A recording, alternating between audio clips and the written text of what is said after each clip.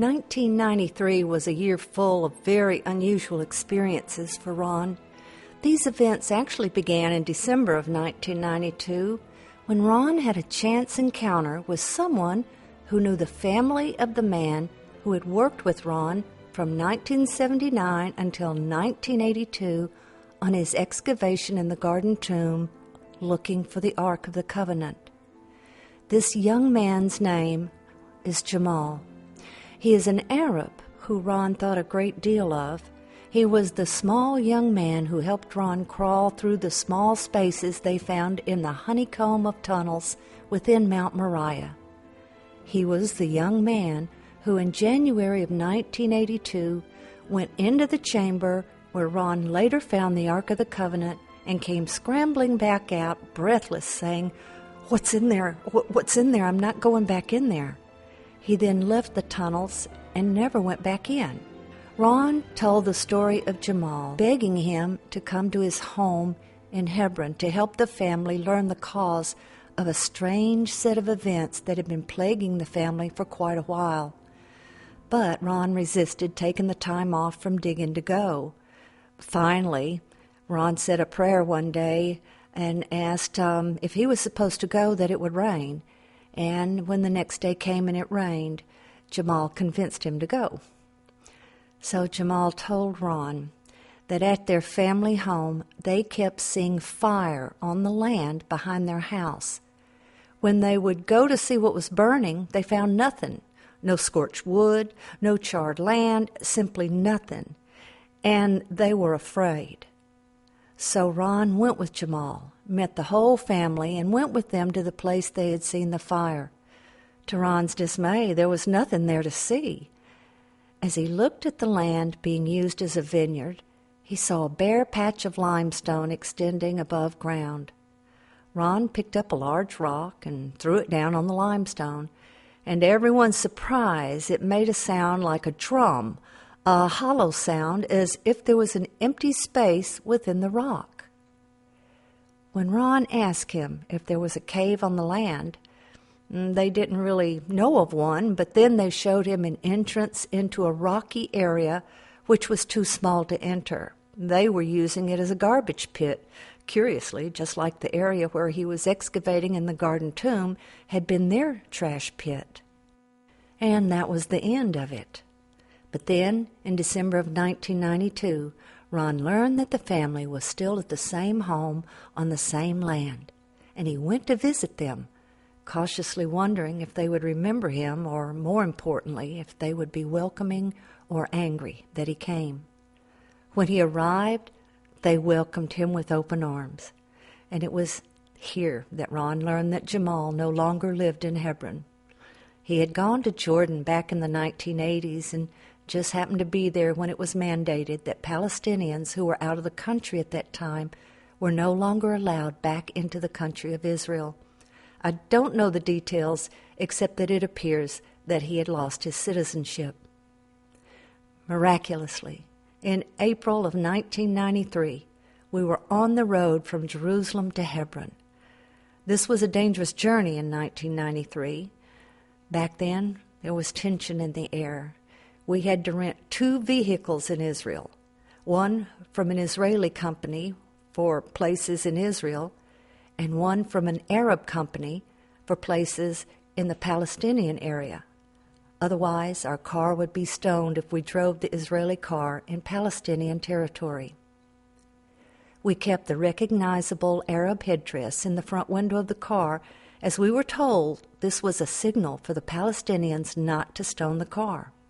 And again, we were nervous. Ron's belief was that this family's land contained the real cave of Machpelah, the burial cave of Abraham and his family. He had not told them this before, and he knew it would be a sensitive subject, considering they were Arabs and they lived in Hebron, close to the traditional site.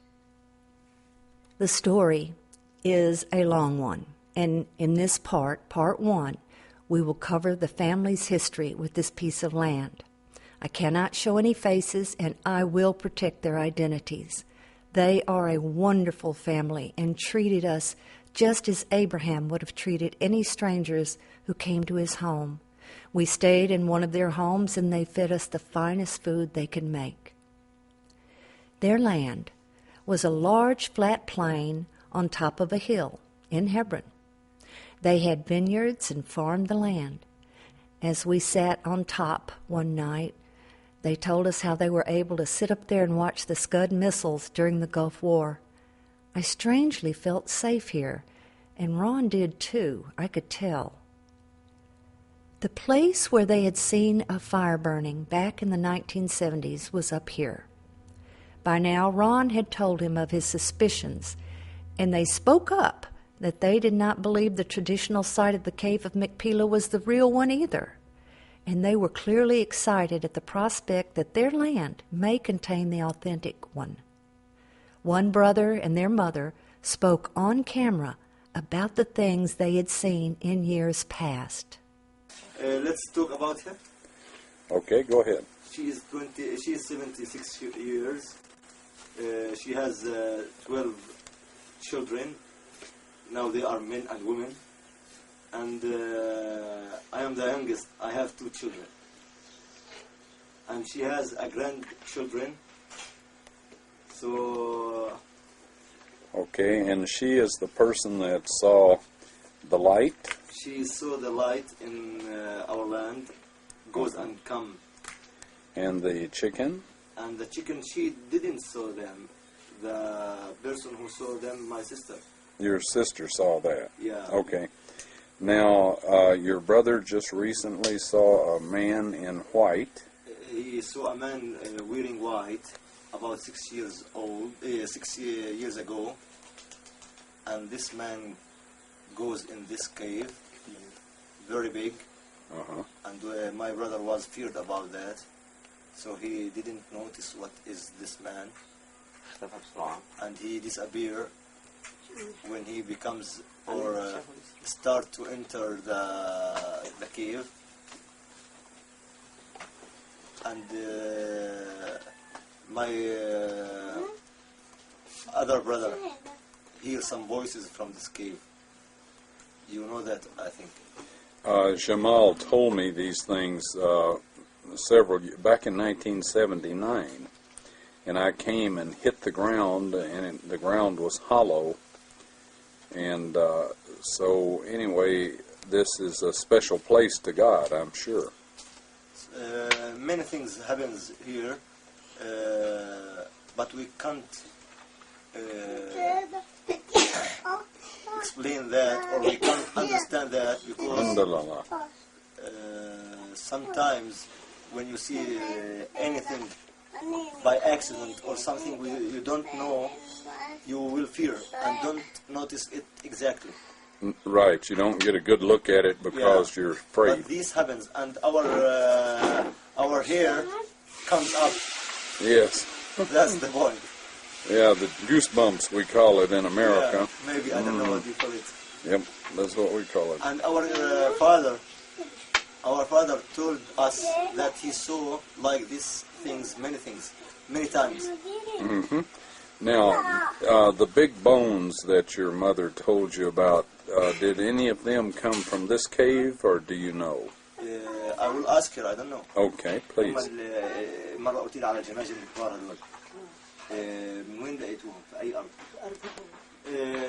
She saw them in the land, not in the cave. Not in the cave. Yeah. And they have teeth, big teeth. Uh-huh. Like this. Uh-huh. Big teeth like this. Yeah. And they wear, as I told you yesterday, yellow skulls. Yellow skulls. Have her hold her hands about the size of the skulls, if you can. اعمل قديش بالضبط حجم هيك قديش بالضبط لا بالضبط قديش حجم الراس اكبر شوي انت قلتي امبارح. Okay, this is indicating the size of the بالعكس skull. الثاني بالعكس هيك اكبر. Uh-huh. Like that. Like that. Okay. بعدين بسنانه. كويس كثير. They have their teeth, all of their teeth. It's still in place. Uh-huh. خلاص. يعني شو اسمها العظمة يعني what's this name? What do we call this? Thigh. Thigh. Thigh bone. Thigh. Femur. Femur or thigh. Thigh. This thigh, it's about 2 times like us.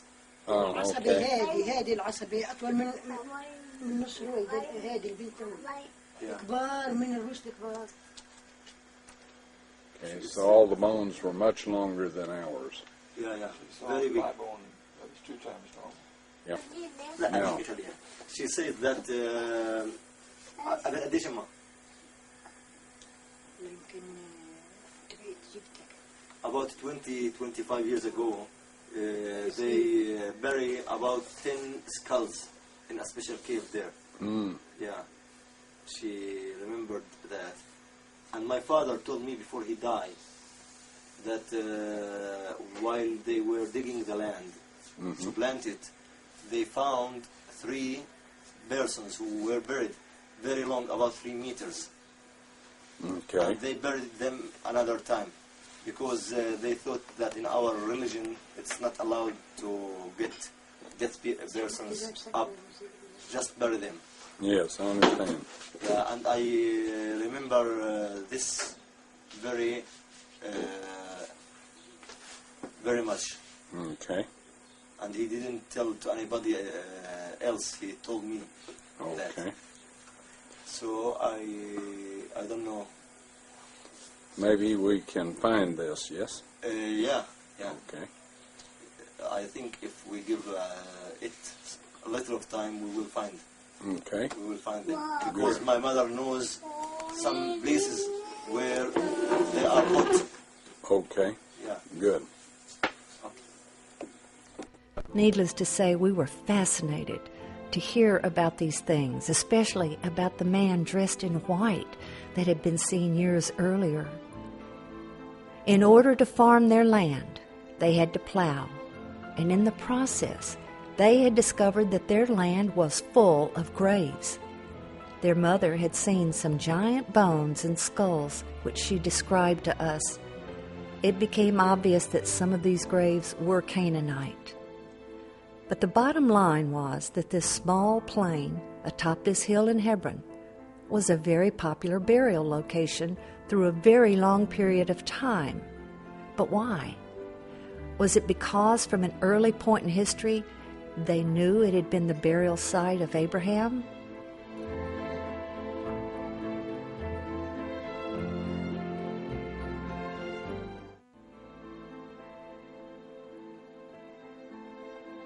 When Abraham's wife Sarah died, Abraham bought a cave from Ephron the Hittite in which to bury her. In Genesis 23:9, it is described as the cave of Machpelah, which is in the end of his field. In verse 17, we're told he bought not only the cave, but the field, including all the trees that were in the field. And that is all the information we have, other than that it was before Mamre in the region of Hebron. When Ron went to Jamal's home in 1979 and heard the strange tale of fire and lights on their land that no one could ever explain, he believed the cave of Machpelah was there. In 1993, he was able to explore the land. Due to being on a steep hill, the land was terraced in order to make the land usable. They showed Ron some of the massive stones used in the veneer that they said was very old. Okay, these are rocks. In the archaeological community, they're sometimes referred to as megalithic, or they're also referred to as cyclopean, which means that they're oversized stones. These are identifiable with giant races in different parts of the world in ancient times. And it's significant that they're at this place But you didn't see the most near the cave of Machpelah. At one place, they had removed a layer of vertical veneer, which revealed a much older stone wall, stones that people today just couldn't move. an ordinary wall. After he take it off, these stones appears to him. Okay, now this is a wall made up of even larger stones than the ones we see down here. But they seem to be undressed or unshaped, just natural stones. But as you can see, they are have been stacked together as a wall. The family had told Ron there was no cave that they were aware of, but it turned out that there was, opening into the stone veneer of the top level of the land. Tell him to Here's the...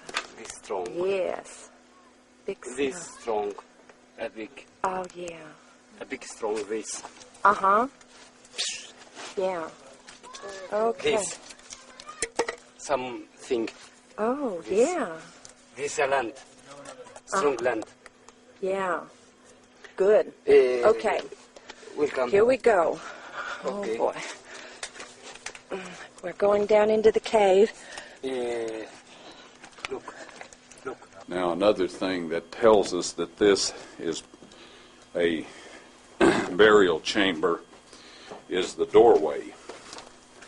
If you'll observe here, we have the holes where the bars for this doorway were placed, and we see the outline of the door itself, and the door seal where it goes across, and also the doorway and the place where the bar was put in to hold the door in place. We also see megalithic stones above the entranceway. This shows that somebody has either broken into this area or it weakened. My friend is showing me that there was an entrance coming down from this old stone structure that's immediately above this, and we'll get some video of it from outside. Another thing of importance in these burial chambers from antiquity is they had a vent, and this prevented the accumulation of methane gas in a sealed tomb, which could be spontaneously ignited by the heat of the sun or by maybe a fire in the field above it or some such thing. So that was to be avoided.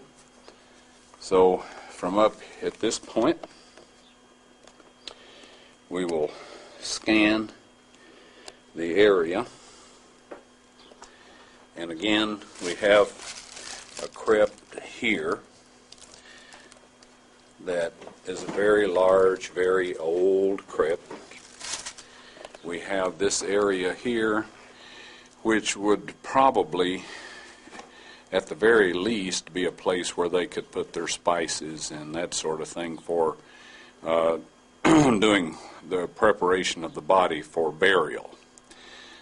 This here could possibly have been the beginning of a crypt, or maybe not. This one back here is definitely a very large crypt. And again, over here, we have a very long burial crypt. Okay, this is part of this crypt, burial crypt, and as you can see down in the bottom of this area, this is quite a long crypt here. This is the bone. And there are a few bones in here, but not many. We will take mirrors for this crypt. I think it's from there to here. It's about 3 meters, 3 meters and 30 centimeters. There was no doubt that it was a burial cave. It had crypts and a shelf which looked like a place for preparing spices for the deceased. It had numerous holes in the walls for torches.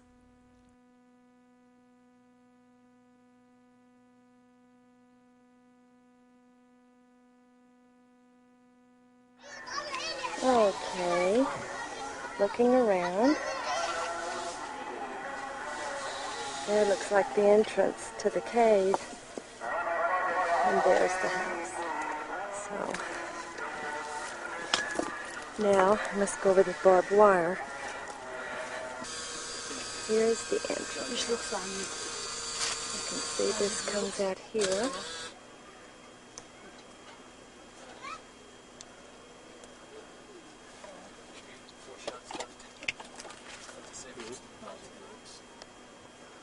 Yeah, Mati, you want to light and run? No.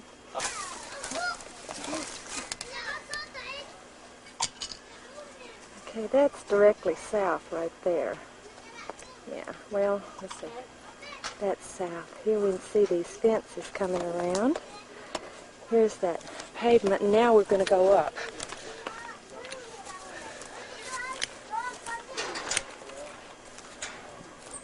Okay, we can see the cave is just down in there, and here up on another higher level is this. They showed Ron an old stone building built directly atop the cave. The vent hole from the cave opened into this. Now we have to take some photos about the upstairs of the cave and how they build a house or a special room over it from all sides. So this is one side. It is the eastern side about the cave. And look to this angle, how big stones, especially this one. And down, if we look, there are big stones as a base of this castle. Now we will go from other side to look how these are made. These are modern. They are not ancient because our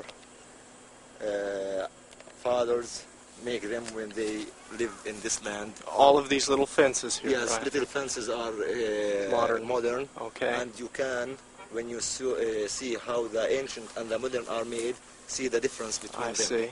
Okay. We are going inside the room in which it is built over the cave itself. Okay. This is the entrance.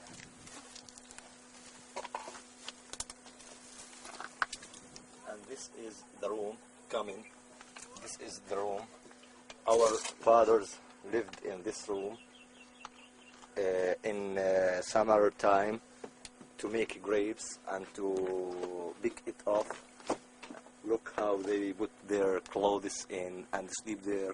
And I sleep in this place when I was a child. This drawing gives a very basic idea of the layout. The building sits on the flat plain with the cave directly underneath.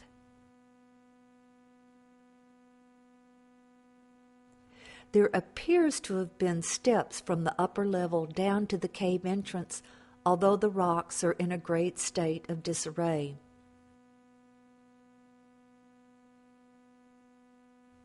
There is a rock wall forming an enclosure around the cave entrance with a section extending out into the middle, which Ron believed could have been an altar. The cave was clearly used for burials, but where are the bones? The answer may be related to the hollow sound Ron heard when he threw a large rock down on the exposed limestone back in 1979. The cave appears to have no entry into another chamber. However, when the family removed some of the stone veneer, maybe 20 feet from the cave entrance, they found a massive rock sitting in front of some smaller stones, as if it were protecting them. When they removed the smaller stones, they found what looks like an entry into a cave that is now filled with soil. And it is directly in front of the limestone where Ron heard the hollow sound not far from the stone structure on the top level of the hill. I believe it is possible that the final resting place of the bones of those who were first interred in the cave is behind this soil in another cave. The general consensus, we learned, was that most people did not believe the traditional site to be the cave of Machpelah. Genesis 23:9 states that the cave of Machpelah is at the end of a field. This cave is most definitely at the literal end of the field. Here is a burial cave with 3 very large crypts. Is this the cave of Machpelah? Ron believed it was, based on the strange events which led to his learning about it. My belief is that God impressed him with the knowledge that it was, as I had seen this happen many times through my years with him. The fact that Jamal is the only other person other than Ron that went into the chamber where the Ark of the Covenant sat tells me that this family was somehow special to God. I don't know if we will ever know anything more about this cave, but I was deeply impressed to share the evidence we do have. I know without a hint of doubt that if this is the true burial site of Abraham and his family, that God can reveal it to the world if it is His will. And if He does, I want the story, the true story, to be known, that God did this and not man.